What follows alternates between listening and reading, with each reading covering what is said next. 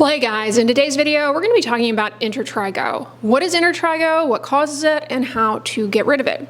Intertrigo is a name for skin rashes that happen in the skin folds. And there are actually many different types of Intertrigo, each with its own more specific way of getting rid of it. So knowing what type of Intertrigo you have is key to clearing it up, but make sure you watch to the end of the video because I'm going to be giving some general skincare tips that, regardless of the type of Intertrigo you have, can help you out in clearing things up. Take home point, see a healthcare provider. If necessary, they can refer you to a board-certified dermatologist because it is not always easy to figure out what type of Intertrigo you have, and a lot of times you may be dealing with multiple types. All right, so this is a rash, like I said, that happens in skin folds. Common skin folds where these things can pop up under the arms. We have a lot of sweat there, we have a lot of friction, we have a lot of moisture trapping, erodes away at skin's protective layer, causes a rash. Also under the breasts, in the abdominal folds, in the groin area, and around the genitals.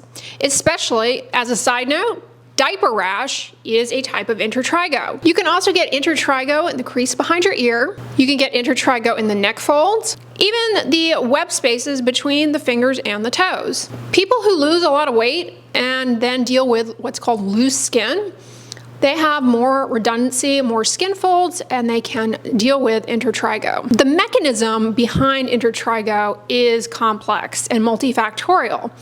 At its root, it revolves around several key factors. One is moisture, the other is friction, the third is maceration. Moisture, maceration, friction erodes out the outermost protective layer of the skin. Because of that, you can develop sores. You have more water loss, which leads to more inflammation. You also have enhanced of irritating things, as well as a favorable environment for microbes to set up shop and for you to develop a secondary skin infection on top of your Intertrigo. This is super common, whether it be a bacterial skin infection, a fungal skin infection, or a infection with Candida yeast. Super common. Signs and symptoms of Intertrigo, it's typically red. Depending on your background skin type though, it may have more of a purplish grayish hue to it. It can be very itchy, it can be painful, it can burn, it can sting, and it can weep and ooze clearish fluid. And if there is a type of infection on top of it, you may have little pus bumps as well. Driving factors behind Intertrigo revolve around heat, moisture, friction. The overall lack of air circulation over the skin in these areas is also a contributing factor because it allows for moisture to persist. Sweat on the skin, trapped up against the skin, is very irritating, so it further aggravates this condition. Now, one thing I point out in a lot of my videos, but definitely bears mentioning here, you really want to be careful with what types of products you put in these areas, whether you have Intertrigo or not. Skin folds are body sites where skincare products can be more problematic than on other body surfaces because you have all of those factors going on in skin folds that heighten irritancy, including moisture trapping, sweat residue left on the skin, friction, maceration, moisture, poor barrier function. As a result, enhanced penetration of skincare ingredients that may be irritating and cause even more problems with barrier function. I'm pointing this out because I keep seeing over and over again a blanket advice on social media to use The Ordinary, specifically gets a lot of attention, glycolic acid toner under the arms. I caution not to do that because it can lead to Intertrigo. So be careful there, it's not meant to go in the skin folds per se, it's just gained popularity, and sure, people who promote it and rave about it, they probably did just fine with it. But be cautious because things like hydroxy acids can be super irritating when you have trapping of sweat, friction, moisture, especially if you, like myself, live somewhere super hot and humid. Which brings me to my next point. Who gets Intertrigo? Anyone can get an Intertrigo at any age. It doesn't discriminate. Risk factors are, well, like I just said, living in a hot, humid climate where you're sweating a lot more, especially if you live somewhere that does not have central air conditioning. If you have diabetes and or obesity. If you have, again, lost a lot of weight and you have a lot of excess loose skin, redundant skin, skin-on-skin contact, skin folds. There you go. People who are a lot more vulnerable to intertrigo are people who are at extremes of age. Babies, diaper rash is basically a type of intertrigo, and the elderly, people who are immobilized and dependent on others to help them with their hygiene and self-care. The severity of intertrigo can vary anywhere from just this chronic nuisance, pain, quite literally because it can be painful, all the way to something that can actually be a lot more acutely life-threatening in the sense that you can get breakdown of the skin to such an extent, you get a deeper bacterial infection that might require antibiotics. So it can be pretty serious. If you are dealing with this, you need to see your healthcare provider because it needs to be evaluated. You can't just throw the kitchen sink at it and hope for it to go away because everyone's intertrigo is going to be different. Some people are going to have a yeast infection. Some people are going to have something called erythrasma, a bacterial infection. Some people are going to have a contact dermatitis. They've been putting stuff on their skin that they are allergic to. They don't realize it, and they keep putting it there, and it's causing this. Other people may have a primary skin condition that appears in the skin folds, like psoriasis, lichen planus. But if you're just sitting there at home struggling with intertrigo, and you're watching this like at 2 o'clock in the morning, great, see a healthcare provider, but what can you do in the meantime? Because we all know you're not getting in to see a healthcare provider in the next 24 hours, unless you're really lucky. I mean, maybe that's the case for you. Here's what you can do that will help you out and minimize and help reduce severity, and in some cases may clear it up for you, quite frankly, depending, again, where you're at and what exactly is going on.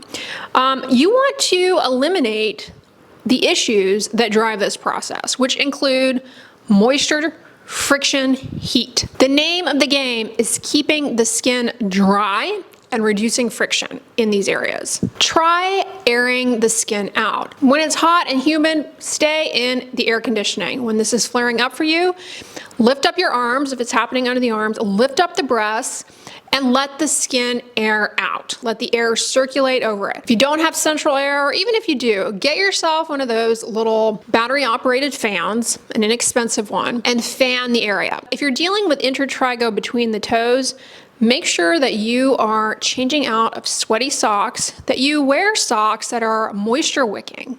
Likewise, choose clothing that is moisture wicking, that is not tight, restrictive, causes you to sweat and collect moisture in these areas. Jeans, you may want to take a break from if you are dealing with intertrigo in the groin area, because tight jeans, especially friction, moisture trapping, they really can aggravate this for some people. Lean into absorbent powders. There's a powder that I often recommend called Absorb AF. It's great for this situation, helps absorb excess moisture. But if you're really sweaty, that can sometimes get like cakey and uncomfortable. So you still need to lift up the area, let it air out, get a little fan again, keep the area cool and dry. A blow dryer can help as well. Don't put it on a hot setting, just put it on the cool setting. Use a blow dryer to dry the skin. This is a product that can be really helpful, and I've recommended it in a lot of my videos over the years. It's called Dom Burrows. It's an aluminum acetate